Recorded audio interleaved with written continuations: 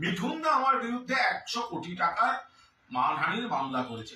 আরে যে দল বদলু মাল, যে কথায় কথায় দল বদল করে, ছোটবেলায় নাকি নকশাল, তারপরে জ্যোতি আঙ্কেল, ওপাশে গিয়ে ও নাকি ওখানে গিয়ে শিবসেনা, তারপরে চলে গেল মমতা বন্দ্যোপাধ্যায়কে আমার বোন, তারপরে সে চলে গেল বিজেপিতে।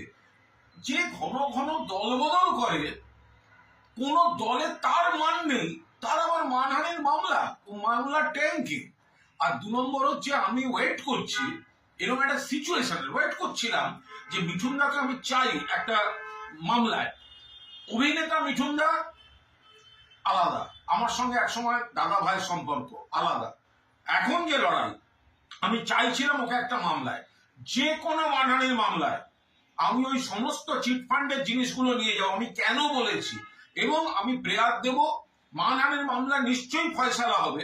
তো তার আগে তো দেখতে হবে আমি কেন বলেছি। মামলাগুলো সিবিআই কে হ্যান্ড ওভার করে দেওয়া হোক।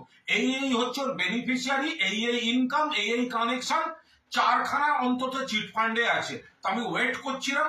এখন মিঠুন দাই যখন নেমন্তন্ন করে আনছে, বাকিটা মিঠুন চক্রবর্তী, আপনার সঙ্গে আমার কোর্টে দেখা হবে। আর একটা জিনিস মনে রাখবেন, যাকে চিঠি পাঠাচ্ছেন তার নামটা কুণাল ঘোষ, মনে রাখবেন।